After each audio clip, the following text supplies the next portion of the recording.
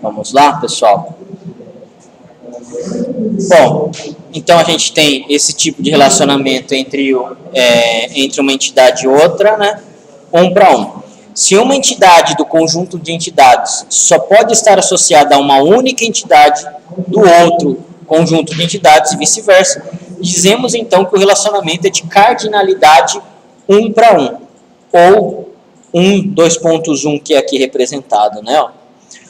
Aqui, um funcionário, ele só pode trabalhar em um único departamento, correto? Aquele funcionário só pode trabalhar naquele único departamento, tá? Naquele departamento somente tem aquele funcionário, ok? Existe outro tipo de relacionamento, 1 para N ou N para 1, 1 para muitos ou muitos para 1, ocorre sempre que uma entidade se relaciona com uma ou mais tuplas da outra entidade, e estas se relacionam somente apenas com a tupla daquela entidade. Esse relacionamento é o mais comum e mais fácil de ser analisado. Nesse caso, parte 1 do relacionamento é 1 contém dados básicos da entidade, pois é a chave primária dessa entidade. E do outro lado, muitos fará parte da lista de atributos da não chave. Aqui nesse caso, então, o que a gente tem de exemplo? Uma gravadora, ela pode gravar vários CDs. Então, aqui o nosso relacionamento é do tipo 1 para N. Um cliente, ele pode fazer vários pedidos, 1 para N. Vários pedidos podem ter sido feitos por aquele único cliente, correto? Um pedido, ele pode ter vários itens, um ou mais itens, correto? E vários funcionários lotam um único departamento, ou um departamento é lotado por vários funcionários, correto? Esse é o relacionamento que mais fácil a gente consegue identificar e é o mais comum também da gente ver. Relacionamentos N para N ou N para N, tá? Muitos para muitos. Ocorre sempre que uma entidade se relacionar com várias tuplas de outra entidade e esta, por sua vez, relacionar-se com várias tuplas daquela entidade. Esse relacionamento somente é possível na modelagem lógica de dados, uma vez que não se consegue implementá-lo em bancos relacionais. Na verdade, existe, tá? Logicamente a gente desenha, mas fisicamente a gente não precisa de uma relação, correto?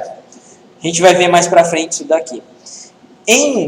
Ela será transformada em 2 relacionamentos, um para muitos e outras muitos para 1. Isso daí seria o meio físico do nosso N para M, tá? Entre aspas, no nosso modelo é mais simplificado do que o modelo físico. No banco de dados não existe fisicamente N para M. Tá? Eu tenho que ter uma entidade, ou no caso um banco de dados, uma tabela no meio para poder fazer essa ligação de N para M. Ela será transformada em 2 relacionamentos, um para muitos, e uma entidade associativa atributiva será identificada, caso haja outras informações que elas devem ser agregadas a essa nova entidade. Exemplo, vários autores podem escrever vários livros. Vários livros são escritos por vários autores. Tá certo esse tipo de cardinalidade? Um autor pode escrever vários livros, correto? Vários livros podem ser escritos por vários autores. Tá certo essa leitura? Não? É um pouco confuso. Vamos colocar isso daqui, ó, num Excelzão, para vocês enxergarem.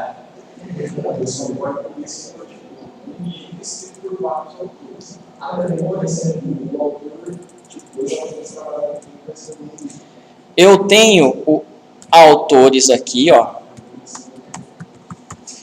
Autores A, autor A, autor B.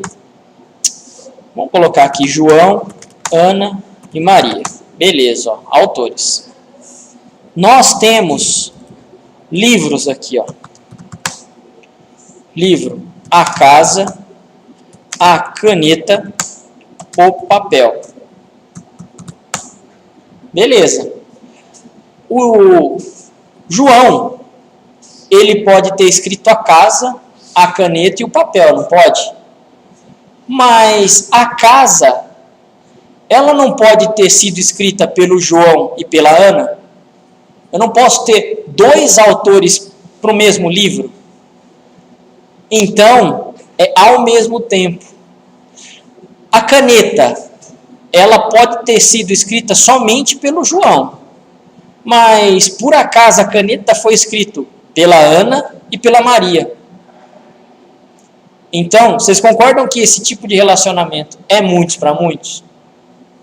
O mesmo autor, certo? Um autor pode escrever todos esses livros, correto? Mas esses livros, ao mesmo tempo, podem ter mais de um autor, qualquer um deles. Esse tipo de relacionamento, então, é o que a gente chama de muitos para muitos, correto? Beleza? Então, esse é o exemplo que ele dá aqui, ó. Agora, um aluno, vários alunos estudam várias disciplinas, correto? Vocês aqui, agora, nesse momento, só estão estudando banco de dados. Mas, no semestre, só estudam banco de dados? Não, vocês estudam N outras disciplinas. Linguagem de programação, sistemas operacionais, algoritmos, correto? Então, vários alunos estudam várias disciplinas. Várias disciplinas são estudadas por vários alunos. É o relacionamento muitos para muitos também. Ok? Nesse caso, vários produtos são fornecidos por vários fornecedores. E vários fornecedores fornecem vários produtos. No caso de produto comum, vamos dizer assim, essa cardinalidade está certa.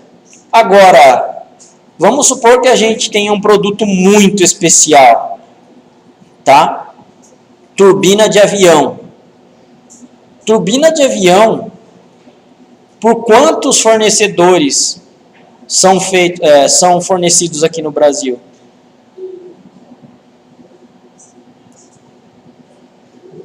Um só, pessoal. Só a Embraer que fabrica esses negócios. Tá? É um produto muito especial. Não tem muito jeito. Nesse caso especial, aí a cardinalidade não seria não seria muitos para muitos, seria um para muitos. Tá? A Embraer, tá, que é fornecedora exclusiva de peças de avião, fornecem vários produtos de aviação. Correto? Motor de submarino. Cara, é muito especial, não é qualquer empresa que vai fazer um negócio. Tá? Hélice sei lá, dos porta-aviões lá. Hélice não, né? Motor de porta-avião.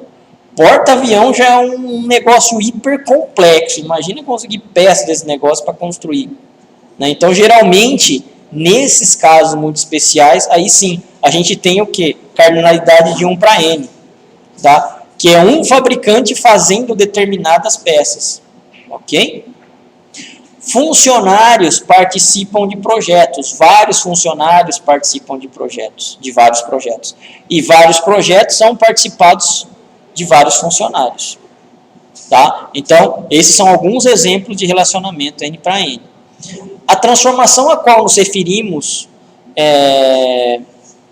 com que para cada um dos relacionamentos anteriores seja criado um item que terá o relacionamento 1 para muitos com cada uma das outras entidades.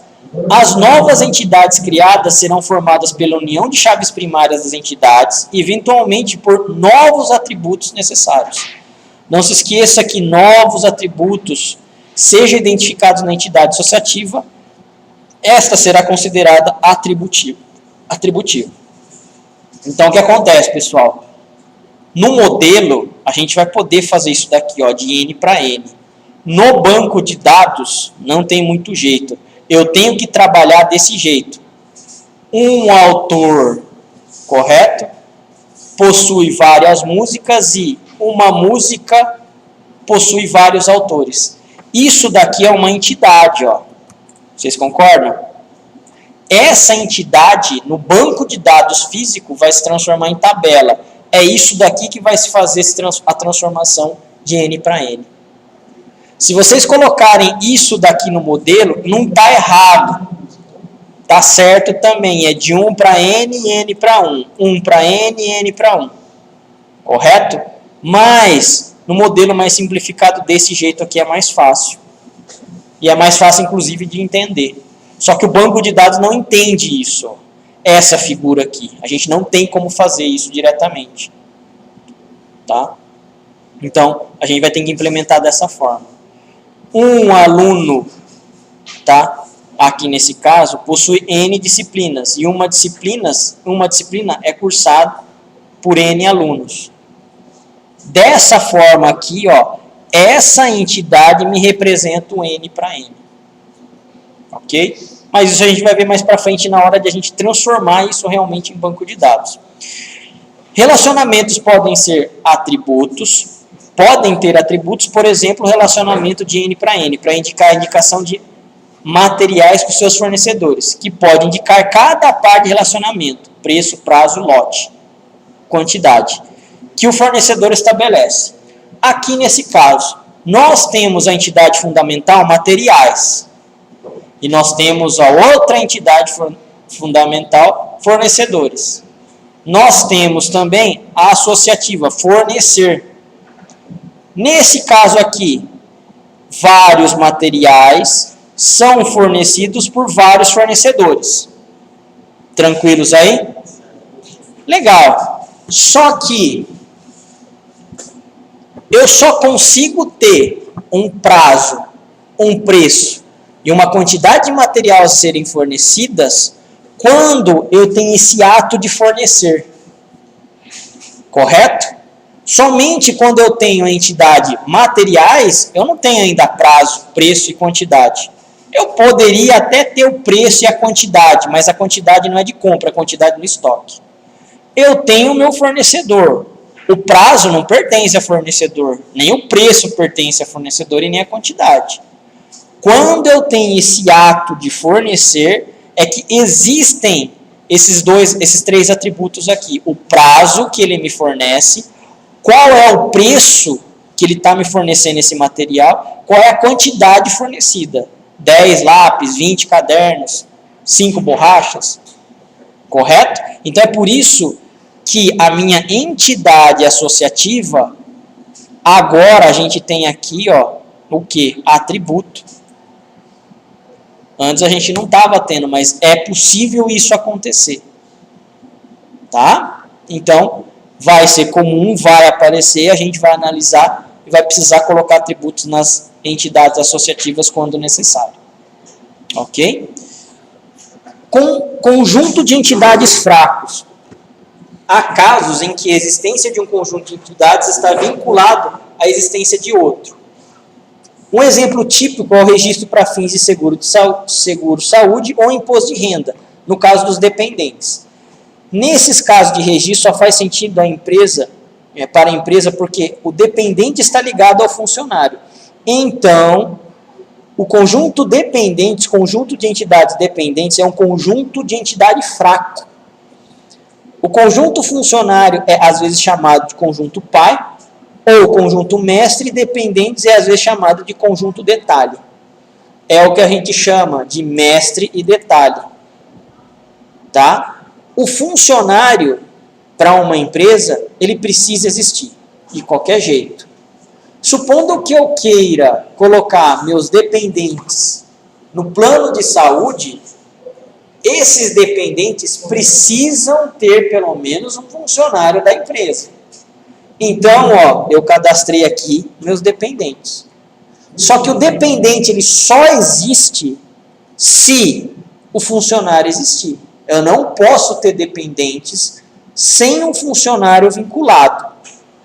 Então, quando eu tenho essa situação, é o que a gente chama de entidade fraca. Correto?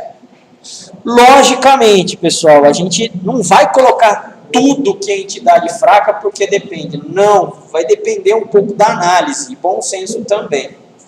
Tá? É quando a gente realmente quer destacar alguma coisa, tá? Porque algumas coisas no modelo vão ser óbvias que tem independência, então a gente não precisa ficar colocando tudo também. Tá? Mas quando a gente quer realmente destacar algo mais, que realmente fique explícito que determinada entidade é dependente, aí a gente vai lá e coloca aí o retângulo duplo. Ok aí?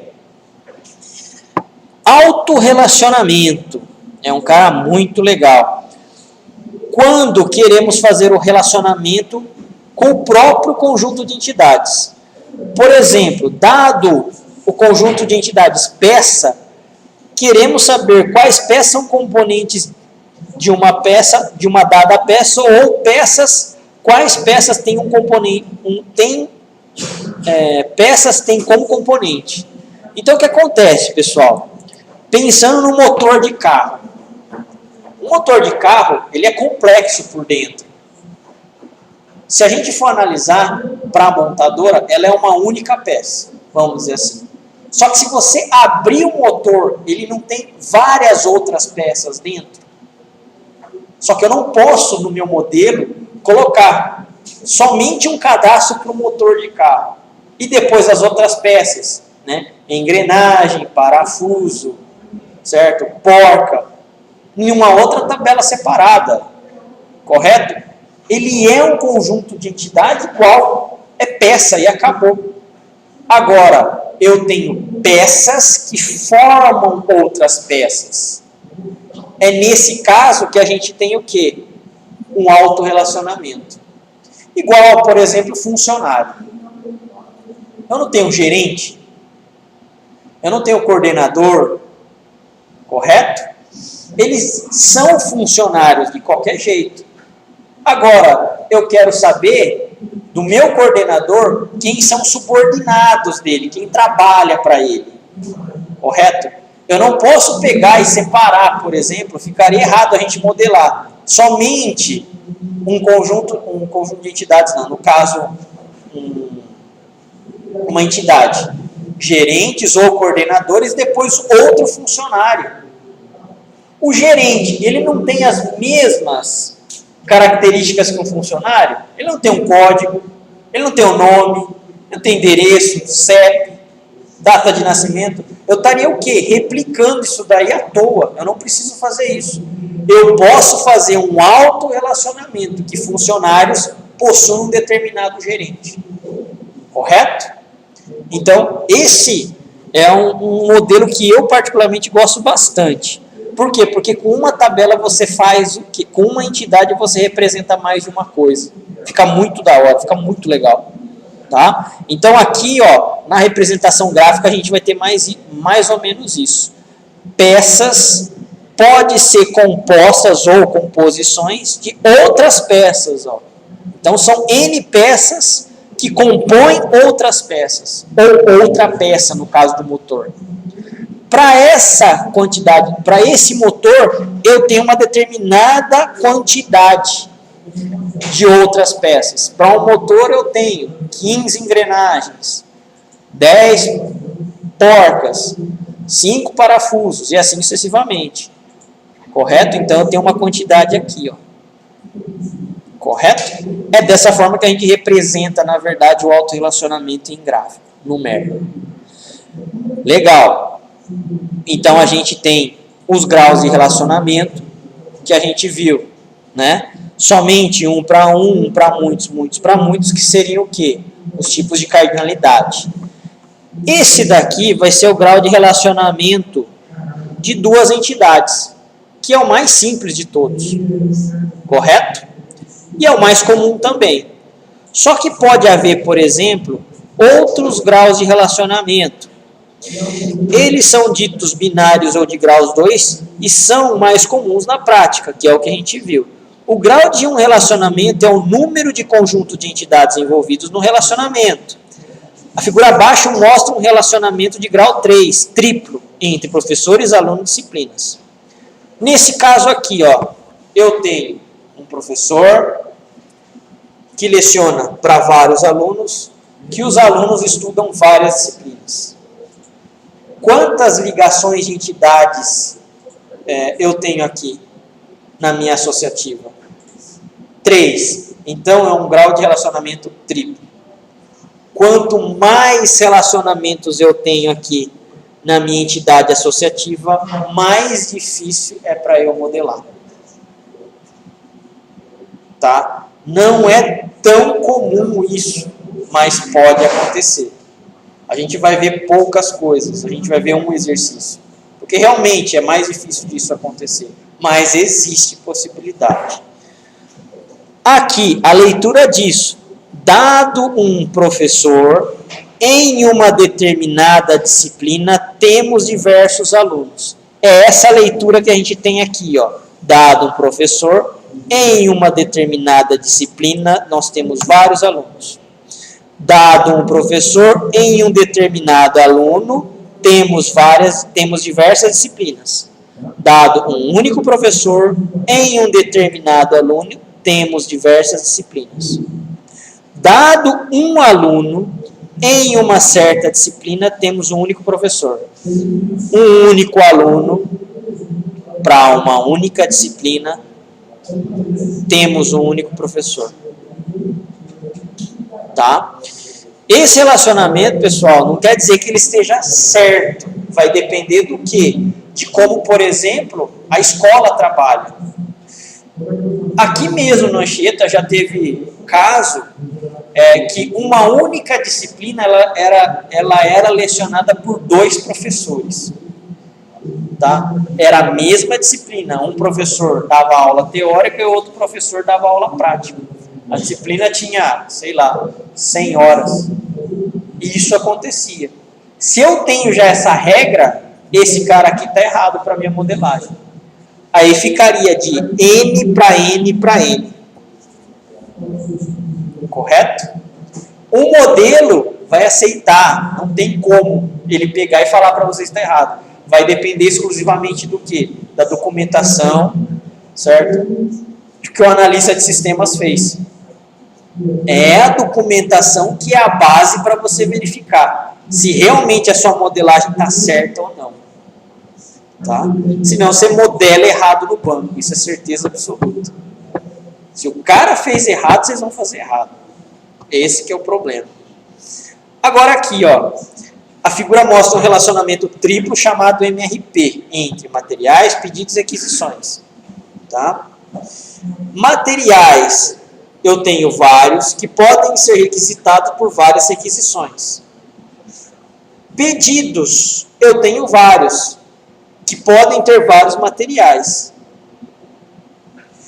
Quando eu tenho um relacionamento entre materiais, pedidos e requisições, aí sim é que eu tenho a existência desses atributos: quantidade requisitada e quantidade pedida. O requisitado, o cara pode falar, olha, eu preciso de 10. Né? Mas realmente o pedido é o que? Olha, só conseguimos encontrar 5 aqui, então vai se virando com esses 5 e depois a gente compra o resto. Tá? Então pode ter algumas divergências. Correto? Bom, agregações. Há casos em que o relacionamento de grau superior a 2 não captura regras de negócio desejado. O que acontece? Quando a gente desenha o modelo entidade-relacionamento, pessoal, ele não é um diagrama. Tá? Se vocês viram já essa parte da análise estruturada, a tendência é que a gente desenhe igual ao diagrama, mas não é para ser igual. Na verdade, a gente tenta capturar a lógica do fluxo de como os dados, vamos dizer assim, estão relacionados, e não o comportamento do dado em si. Tá? Por exemplo, no relacionamento triplo MRP visto anteriormente, né, uma requisição está relacionada com um ou mais materiais e com um ou mais pedidos. Essa separação de funções implica na existência de 2 relacionamentos distintos. O segundo é chamado de agregação porque o relacionamento de materiais com requisição é agregado a um pseudo conjunto de entidades, que por sua vez se relaciona com pedidos através de um relacionamento itens pedidos. Então, o que acontece aqui, pessoal? Ó, primeiramente, precisa acontecer, tá? Ó, aqui a gente viu a forma genérica. Agora, aqui é para a gente ter o quê? Justamente essa agregação, ó, que é esse retângulo aqui maior. Primeiramente, eu preciso da requisição. Tá, ó. A requisição entre materiais. Então, eu vou lá e faço a requisição. Preciso de uma caneta, um lápis e uma borracha. Legal, com as suas devidas quantidades aqui, ó. Após a requisição, eu tenho que agora o pedido. Olha, o Rodrigo Saito pediu uma caneta, um lápis, uma borracha. Pede lá para comprar. Ó, não dá para comprar, só dá para comprar caneta. Então, o meu pedido só foi em cima disso. Quando eu vejo esse gráfico aqui, eu não sei basicamente a ordem que eu tenho que pegar e executar a minha ação. Ou analisar, melhor dizendo, né, as ações. Aqui na agregação, ele vai deixar claro o seguinte. Primeiro, precisa acontecer essa ação aqui, ó, a requisição de materiais, para depois acontecer o pedido, ó. Correto? Então, a agregação, na verdade, ela está agrupando determinadas ações para que elas aconteçam em conjunto. Depois que isso aconteceu, eu tenho agora o resto da minha ramificação. Tudo bem? É basicamente isso daí. A gente não vê tanta agregação assim nos livros. É difícil disso de a gente ver, pelo menos em resultados, em exercícios. Mas acontece. Especificação. Técnicas de orientação a objeto tiveram várias influências sobre o projeto de base de dados. Uma delas é o conceito de subclasse e herança. Muitas vezes queremos registrar características especiais de certos subconjuntos de entidades. Nesse caso aqui, ó, a gente tem aqui funcionário, a minha entidade base. O funcionário, ele vai ter o nome e o número do funcionário, o número da funcional, o número dele, o código dele. Até aí tudo bem? Esse funcionário, ele pode ser secretária, ou técnico, ou engenheiro. Todos eles são funcionários, não são? Então, aqui a gente está fazendo o quê? O conceito de herança. Ó, a secretária tem uma coisa exclusiva, que é dela, que nenhum outro funcionário tem. Línguas, português, português, inglês, espanhol. O funcionário técnico tem o grau do técnico que ele fez, tá? E o funcionário engenheiro tem a especialidade dele. Se ele fez engenharia civil, engenharia mecânica, engenharia elétrica, correto? Então são coisas específicas que não são de todos os funcionários. Por isso que ele pegou e fez o quê? Uma especificação aqui. Olha, todos eles são funcionários. Secretária, técnica e engenheiro. Só que o engenheiro tem especialidade. A secretária tem as línguas, os idiomas, certo? E o técnico tem o grau. Cada um deles eu tenho que então fazer o quê? Separar. Bom, o meu funcionário, ele pode ser gerente também, ó. Agora, a gente não fez aqui uma especificação? A gente especificou mais, né? Ó. De uma entidade mais genérica, a gente começou a colocar mais uma específica. Isso daqui, ó, não tem esse marcador aqui, ó, esse círculo. Esse daqui não tem, esse daqui tem. Qual que seria a diferença? Exclusividade. É um ou exclusivo. Ou meu funcionário é secretária, ou meu funcionário é um técnico, ou ele é um engenheiro. Ele não pode ser 2 ou 3 de uma vez só aqui, não. Tá? Gerente, beleza, ele pode ser também um funcionário gerente. Agora, se o meu funcionário for engenheiro e ele é gerente, então ele tem condição de ser o quê? Um engenheiro gerente. Correto? É mais específico ainda, ó, mais específico ainda.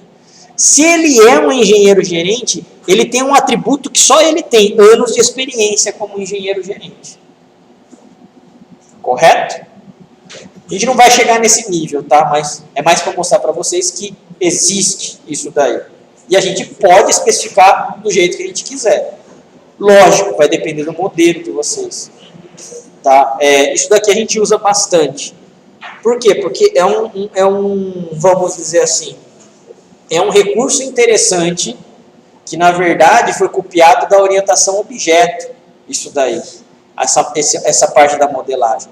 Automaticamente, olha só, o funcionário, ele não tem o nome e o número da funcional? Aqui, ó os atributos aqui. Se a gente está especificando, a secretária herda todos os atributos também. O nome e o número da funcional. O técnico herda o nome e o número da funcional, e o engenheiro também. O nome e o número funcional. Esse cara aqui, ó, o engenheiro gerente, que atributos que ele vai ter? Quais são os atributos no final aqui que ele vai ter?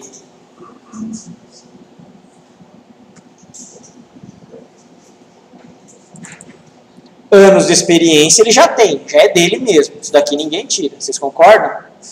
O engenheiro, eu não estou especificando aqui, ó, de engenheiro para engenheiro gerente. Ele não tem especialização? Então, meu engenheiro gerente já tem também especialização. Ele herdou de lá da camada da classe mais acima, vamos dizer assim, certo? Para ele. E o meu engenheiro gerente, ou o meu gerente, né? O meu engenheiro ou gerente, ele não é um funcionário? Então também ele herdou isso daqui, ó, o nome e o número da funcional. Então, esse cara aqui, o engenheiro gerente, de atributos que ele tem, número da funcional, nome, especialização e anos de experiência. Correto? Ele herdou isso daí. É uma característica de orientação, não é? O objeto? Pois é. No banco a gente consegue aplicar isso daí também, mas em modelo relacional. Bom, integridade referencial é um mecanismo utilizado para manter consistência das informações gravadas. Não são permitidas entradas de valores duplicados, nem existência de uma referência de chave inválida à entidade.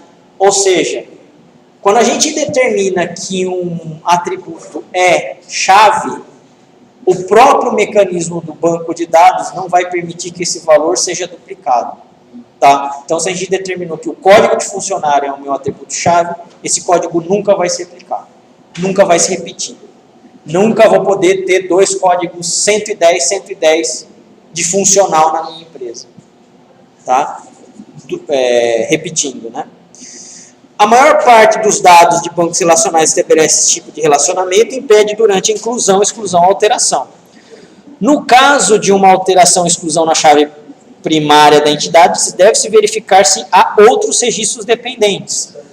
Se houver, deve-se excluir todos os registros dependentes e alterá-los dependendo do caso. Pessoal, beleza até aí? A gente vai falar mais sobre integridade referencial na aula que vem. Tudo certo aí? Sim? Beleza. Então, por hoje, a gente vai parar por aqui.